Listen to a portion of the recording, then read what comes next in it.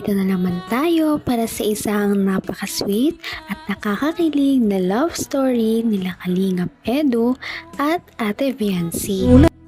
Sa pagpapatuloy ng ating love story ay talagang kinilig ang mga manonood dahil ngayon ay isang mahalagang okasyon para sa Kalingap Edu and Viancy love team dahil ngayon nga ay gaganapin ang kanilang 5th monthsary. Kaya naman tuwang-tuwa ang lahat at nag-aabang kay Ate Viancy sa pagdating niya dahil si Kuya Edu ay naghanda ng isang sorpresa para kay Viancy na tsak na hindi niya malilimutan. Nag-set up si Kalingap Edu at ang K-Boys ng isang romantic date para kay Viancy. Bago namang nag-reserve pa sila ng isang resort para lamang gawin ng okasyon na ito. Maraming ang mga pagkain at iba't ibang sorpresa para kay Viancy.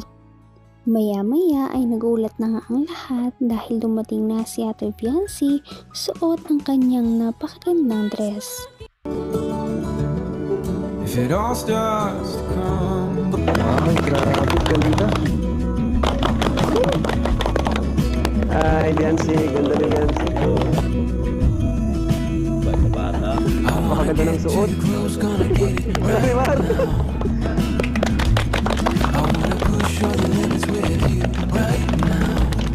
Isa pa, sasabihin ako sa'yo. Ayan. Mahal kita.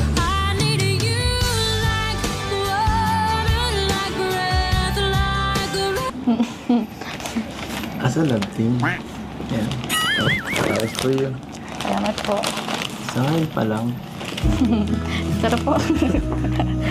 Sige mo. Talagang pinaghandaan ni Kalingap Edu ang okasyon na ito dahil kitang-kita naman sa effort niya sa pag-aayos ng mga decoration, may pa-flowers pa siya at napakaganda ng mood dahil sa mga warm lights. Pinuri niya din si Ate Viancy dahil napakaganda nga ng kanyang pink dress na talagang bumagay sa kanya dahil napakaputi niya. Ngayon nga lang nakita ng Kalingap team si Ate Viancy na ganito ang suot, kaya naman manghang-mangha sila sa ganda nito. Kinilig pa nga ang lahat noong ibunyag ni Kalingap Edu na sabi niya ay mahal kita kay Viancy. Kaya naman kinilig si Viancy noong time na yon. Ngunit sabi naman ni Kalingap Edu ay mahal kita as a love team, kaya naman nagtawanan ang dalawa. Pagkatapos noon ay kumain na sila. Tibok ng puso. Matagal. Lalo akong humaling. Humaling sa'yo. Simula na naman po kayo. Ano? Sa tinagal-tagal ng panahon, wala ka man lang bang naramdaman ka? Kahit ano? Siyempre mas lalo po kitang nakikilala. Dahil mo nang kilala? Opo. Bukod dun. Saka thank you po sa effort. Thank you sa effort. Saka supportive. Normal na yun, no? Iba ang gusto ko. Sarap. Kumusta lasa?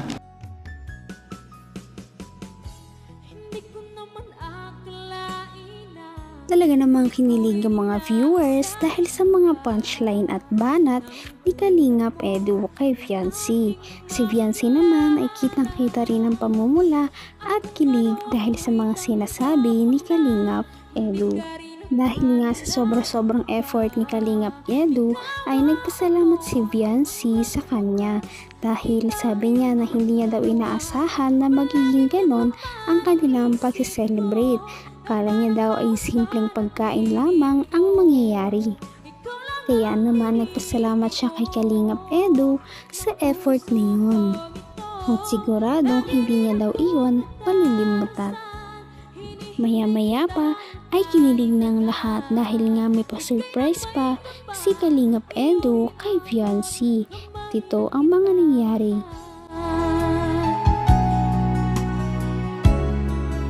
3, 2, 1, go.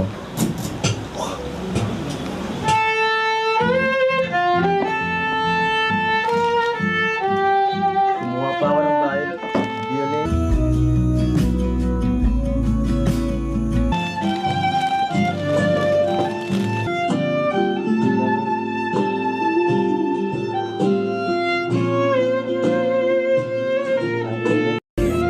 Napakaganda.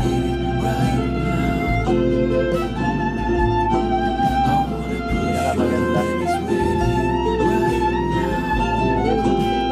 Nagpapawisan ako. Kaya din po pinapawisan. Di ako sanay sa ganito eh. Sa close. Sobrang lapit mo kasi. Grabe, dahil bukod sa effort sa mga decoration, ay talagang nag-arkila pa si Kalingap Edu ng mga nagpa-violin para mas maging romantic ang mood ng kanilang gabi. Kinilig pa nga ang lahat noong inaya ni Kalingap Edu si Viancy na sumayaw sa tugtog ng violin. Kahit nga presko ang paligid ay talagang pinagpapawisan silang dalawa ng malala dahil sa kaba na kanilang nararamdaman at sa kanilang mga kilig. Kaya naman mas kinilig pa talaga ang mga viewers noong pinanasan ni Viancy ang pawis ni Kalingap Edu kahit hindi naman nagpapapunas ito. Talaga namang level up na ang kanilang relationship sa isa't isa.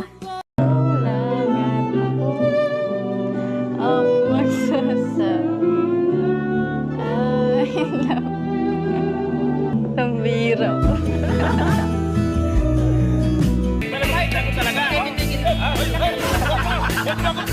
Mamamatay ako dyan! Happy Anniversary!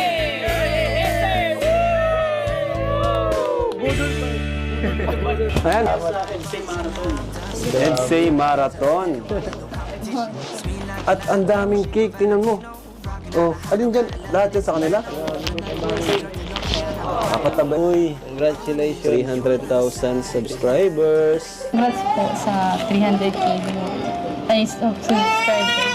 Deserve niyo po yun kasi napaka-asipag niyo po mag-scout. Ang dami niyo pumututulan kahit mainit, umulan. Yan po. Pagkatapos ng kanilang romantic dinner ay kumain na rin talaga ang Kalingap team na kanina pa naghihintay at nanonood sa mga sweet moments ng dalawa. Pagkatapos din ito ay sinelebrate din ang pagka 200k subscribers ng channel ni Kalingap Edu. Nagpasalamat sila sa mga supporters na walang sawang sumusuporta kay Kalingap Edu at sa kanila. Ang galante pa nga ng mga sponsors dahil napakaraming cake na pinadala at may mga money bouquet pa na higit sa 10,000 ang halaga.